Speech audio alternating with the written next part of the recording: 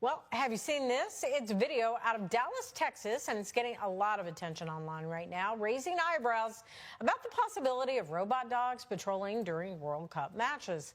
Online claims are saying they'll use facial scanning technology to verify ticket holders. But is it all really true? As it turns out, the video's claims are partially true. Here's more on this and what's really happening. Okay, this feels like a Black Mirror episode. Take a look at this video somebody recently posted on TikTok about these robot dogs patrolling in Dallas for the World Cup.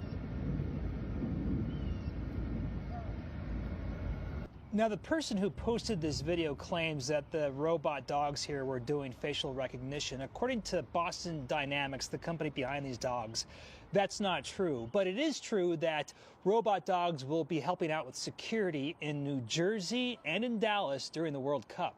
And I got into a bit of a rabbit hole reading several articles about these dogs. They have the capability to pick up certain chemicals in the air. They have thermal imaging cameras, and they're going to be doing perimeter checks. The idea is to use these robot dogs during sensitive security incidents where it may not make sense to send a real canine.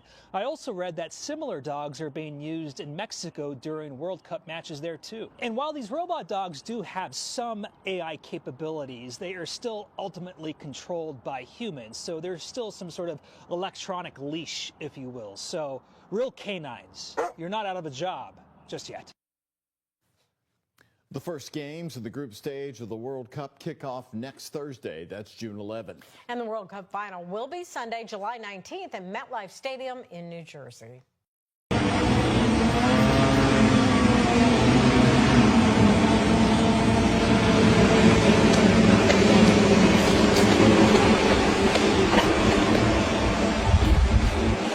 As apartments across Atlanta deal with break-ins, some properties are taking this initiative, on four legs. ANF reporter Joshua Skinner is at Columbia Crest Apartments in Southwest Atlanta, who had a string of car break-ins stopped by a team of robots.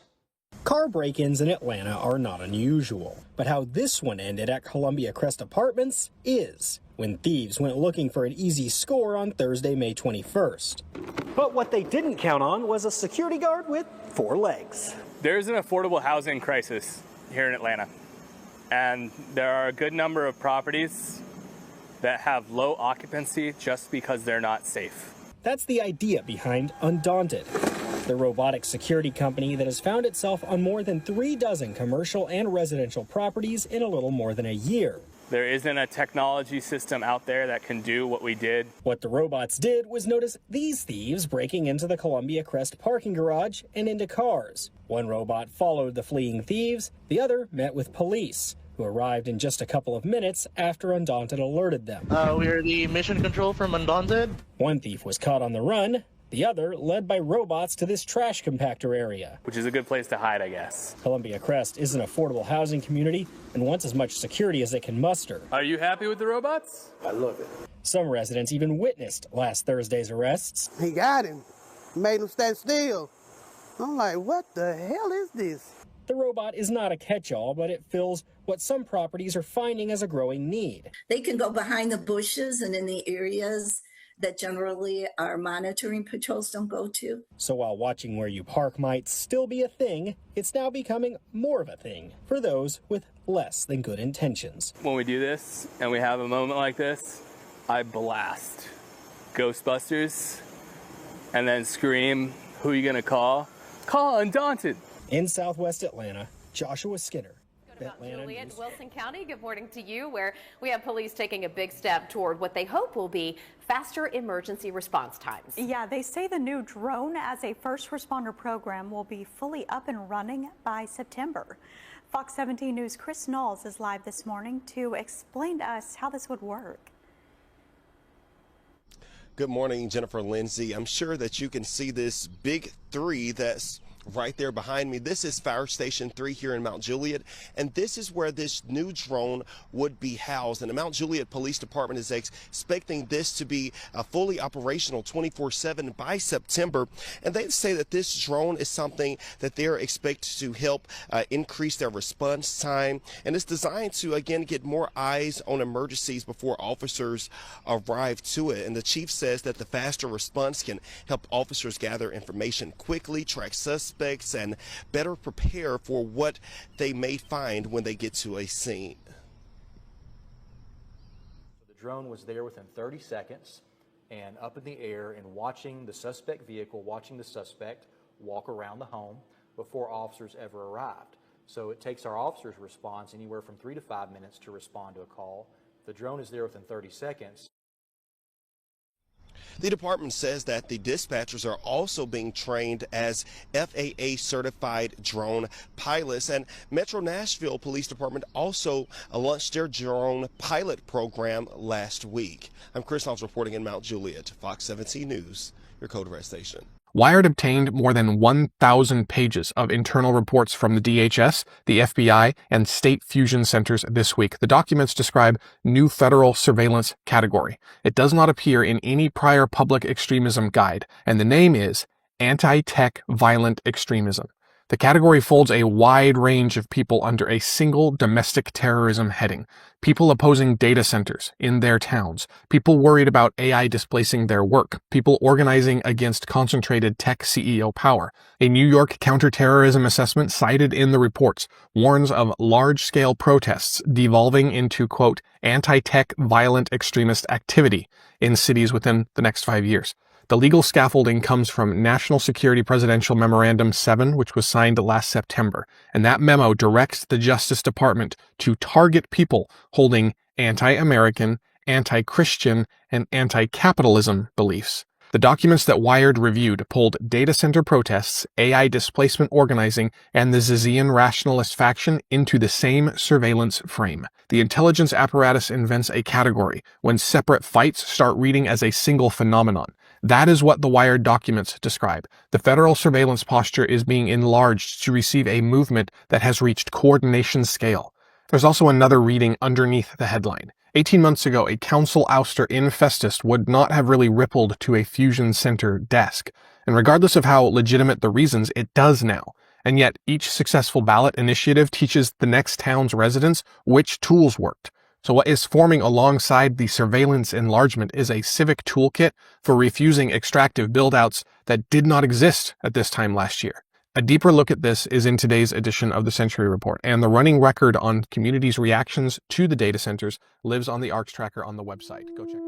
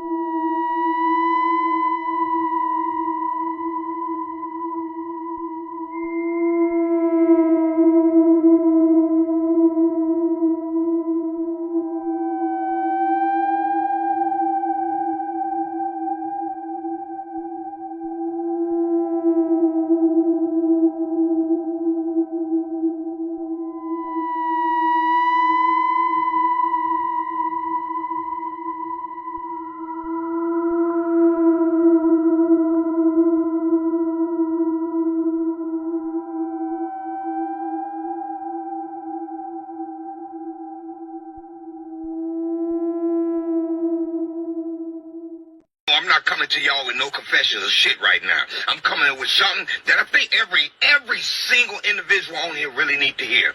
First of all, go look for a movie called 2073. I got a little app on one of my phone. I can watch it. I don't know how anybody else can watch it, but go to YouTube, look for the trailer. Trust and believe me when I tell you, you gotta watch it. If you've been talking about Trump stating he's gonna be the last president, that movie's gonna tell you about that. They talking about the data centers. Everybody on here now talking about, oh, this is why it's there, this is why. Fuck that. 2073 is going to tell you exactly why the fucking data centers is there. Now, you want to know about Palestine? Why it's happening in Palestine? It's all on that movie 2073. When I tell you that this war, all the countries that's supposed to be at odds with one another, go look at the movie 2073. I don't give a fuck who out there say, oh, it's making people scared. I don't give a fuck. Because the way I see it, fuck prepping. Fuck stalking. Because to me, none of that's going to matter any motherfucking way. If y'all don't understand why they still allow social media, social apps, it's because they want us to, how can I say, put ourselves out there. Oh, yeah. In this motherfucking show that I'm watching, listen to me. Every motherfucking person out there that open their mouth on some shit they ain't supposed to, like I'm doing now, I guess, I don't know. Trust and believe me, those data centers keeping up with you, partner. Or, ma'am. Every motherfucking thing you suspected going on, believe it. But now, for those that keep talking conspiracy theories, man, who gives a fuck about conspiracy? You better start living your life like it ain't no tomorrow. We were talking about history being wiped out of schools or whatnot. Has it ever occurred to you that maybe, just maybe in the future, there will not be a history or a past? And people, how can it not be a past or a history? Well, that's because it can be wiped the fuck away like y'all see it being done every day now. So go watch that movie 2073. On some real shit right now. Fuck all that confession bullshit. This right here really needs every single human being's attention. You gotta watch it. 2073. Go to YouTube, search 2073 and watch the trailer and find out how the fuck you can watch that movie. What if this science fiction movie is really just showing you the world Palantir is building right now? The new movie 2073 is ostensibly about a near-future dystopian world shaped by authoritarianism, surveillance, and social collapse. But what makes it unsettling is how much of it is built from the present, not the imagination. The film mixes fictional scenes with real footage, making the point that the infrastructure for this kind of future may already exist. And that's where American tech companies come in. The dystopian world 2073 imagines is not built only with soldiers or secret police. It is built with data, algorithms, facial recognition, predictive systems, and surveillance tools that promise efficiency, safety, or convenience while concentrating extraordinary power in the hands of governments and private corporations. Think about companies like Palantir, whose business model is built around gathering, organizing, and analyzing massive amounts of data for governments, law enforcement, immigration enforcement, and military operations. The concern is not that one company alone creates a dystopia. It's that the technical architecture for mass monitoring and behavioral prediction already exists, and much of it has been normalized. The old dystopian fear was the government watching you through a camera. The modern version is more sophisticated. Your location data, your purchases, your social networks, your online behavior, your associations, all can become inputs in systems that make judgments about risk, threat, access, or suspicion. 2073 asks what happens when that technology merges with authoritarian politics, not when democracy is healthy, when it's under strain, when dissent is treated as danger, when surveillance is sold as security, when corporations building these systems face little public scrutiny. That's what makes the film feel less like science fiction and more like a warning about choices being made right now in Silicon Valley, Washington, and boardrooms most people will never see.